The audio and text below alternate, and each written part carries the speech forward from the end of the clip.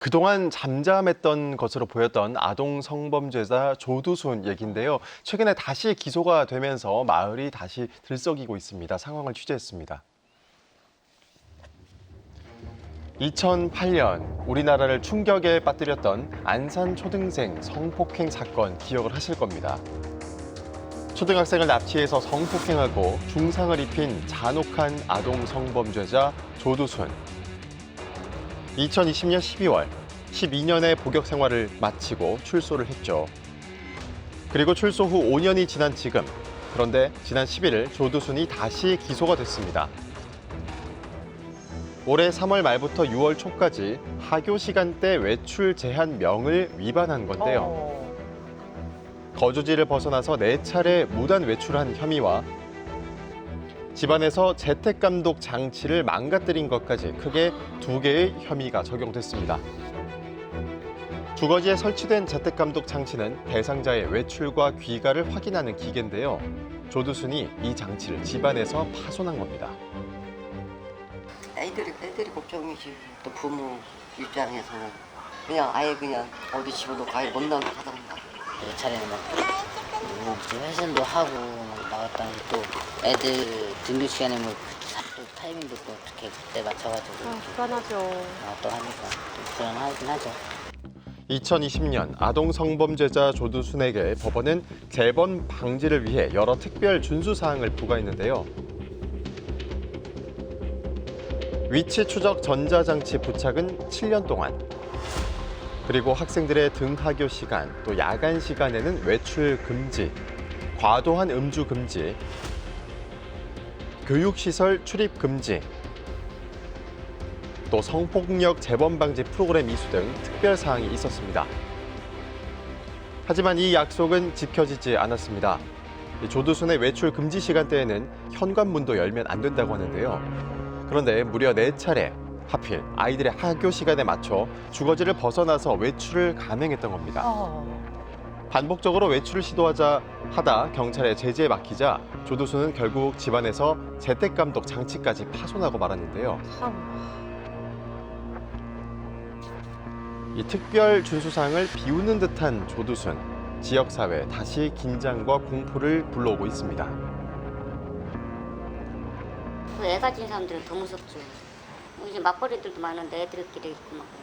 요즘 애들 그냥 같이 올려서 같이 다니는 것 같던데. 혼자 안 다니고 애들끼리 몇 명씩 이렇게 올려서 이렇게 학교하고. 혼자 어떻게 보내겠어요? 학교 올라가면 12시 반에 끝나가지고 학원 가가 2시에 끝나고 또 부모들이 뭐 다 맞벌이인데 일 그만두고 24시간 지킬 수는 없잖아요. 특히 이 동네가 유치원생하고 초등학생 엄청 많아요. 엄마들은 사건이 아기 때문에 항상 불안하거든요. 무엇보다 주민들이 우려하는 것은 아이들의 통학길 안전이라는데요. 조두순의 거주지 1km 내에는 초등학교 2곳과 중학교 1곳이 있습니다. 그리고 주택촌이 밀집한 생활권 중심지에 조두순의 거주지가 자리하고 있는데요.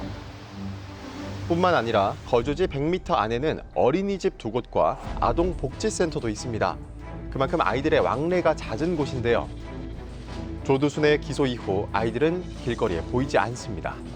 주민들이 외출 자체를 피하고 있는 상황인데요. 조두순이 두려워 주민들이 밖으로 나오지 않자 이 피해를 주변 상인들이 떠맡게 됐답니다. 한 반 정도 뚝 떨어졌다고 봐야죠. 반 정도. 사람이 아예 지나가지를 않아요. 남자들 빼고는 이 정도예요? 가족 단위도 안 오고요. 그러니까 이런 지역 말고 다른 데로 보냈으면 좋겠어요. 조두순 때문에 솔직히 타격도 많고. 마음 같아선 무인도로 보내고 싶죠. 아예 없지, 매출 간중은 아니라. 왜냐면 이게 그러잖아. 스님이라는 것이 가족 단위도 오고 엄마 아빠는 한 잔 먹고 있고 애기들은 저기서 놀 수도 있고 중학교 내 동네니까 갈 수도 있고 올 수도 있는 거야. 무섭고 불안해서 안 되는 거지 그게. 화가 나지면 어떡해. 법이 안 지켜주는데 지금. 강제 추방을 해야지 저거는. 저건 벌이 아니잖아. 조두순이 기소되자 주민들은 외출을 줄이고 있었습니다. 담당 경찰서는 골목 곳곳에 방범 카메라와 CCTV를 추가로 설치했는데요. 순찰차와 경찰 인력도 추가 투입했습니다.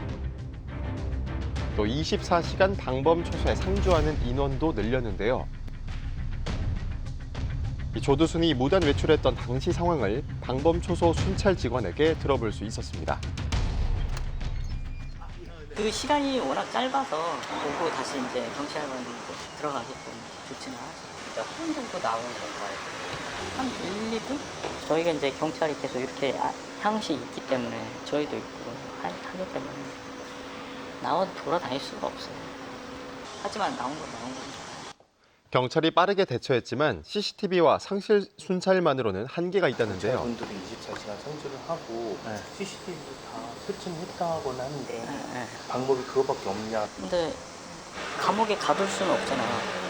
방법이 왜 가둬둘 수 있는 방법이 없잖아요. 나온 걸로 인해서 지금 이제 재판을 또 받아야 되는 상황이고 재판 나오면 또 이제 구금이 될 수 있는 거고 월급이 나올 수도 있는 거고 그런 상황입니다. 경찰과 시청, 법무부 직원들이 상시 대기하고 있지만 주민들은 이런 조치가 최선인지 의문을 제기하고 있습니다. 지금 그 뭐 경찰 이렇게 있어봤자 나왔던 거 아니에요?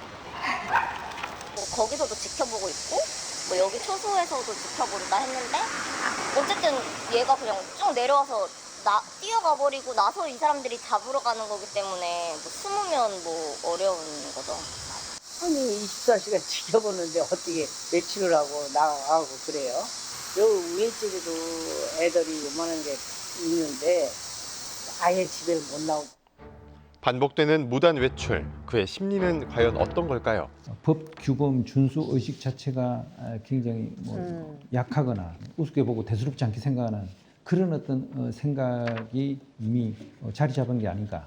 상당히 위험하고 우려스러운 그런 어떤 징조가 아닌가. 그렇게 볼 수 있겠습니다. 그런데 4차례나 무단 외출을 하고 재택감독 장치까지 훼손한 조두순에게 법원이 불구속 수사를 결정하면서 논란이 되고 있습니다. 증거인멸이나 도주의 가능성이 낮고 보호관찰 위반의 죄질이 특별히 나쁘다고 보기 어려운 상황이라고 하기 때문인데요. 하지만 주민들은 이해할 수 없는 판단이라고 합니다. 또 일이 또 날까봐 그게 제일 좀 무섭죠. 피해의 나중에 또 생길까봐. 그게 제일 무섭죠. 그런 사람은 정리를 완전히 했어야 되는데 정리를 안 하고 계속 이렇게 풀어놓으면 나중에 무슨 일이 생기면 또 어떡할 거야. 역대 최악의 아동 성범죄자 조두순, 그의 행동이 여전히 우리 사회에 불안을 조성하고 있습니다. 주민들이 오죽하면 외출까지 꺼리겠습니까? 네. 외출 제한 명령을 여러 차례 어기고 전자장치까지 망가뜨린 조두순, 현재 다시 재판에 넘겨졌는데 어떻게 재판이 진행이 되고 있나요? 현재 이제 검찰이 조 씨에 대해서 전자장치 부착법 위반 혐의로 불구속 기소한 상황입니다. 그렇기 때문에 재판을 받고 있는데 검찰이 이렇게 처벌뿐만 아니라 치료 감호까지 청구를 한 것으로 알려지고 있습니다. 네. 왜냐하면 국립법무병원에서도 조 씨를 정신 감정을 했더니 치료 감호가 필요하다라는 의견을 냈고 이렇게 치료 감호까지 청구한 것을 보면 조 씨의 재범 가능성 그리고 이런 조 씨의 행동에 대해서 그리고 정신 상태에 대해서 법에서 정말 엄중하고 책임 있는 판단이 요구된다 이렇게 판단을 하고 있는 것으로 보입니다.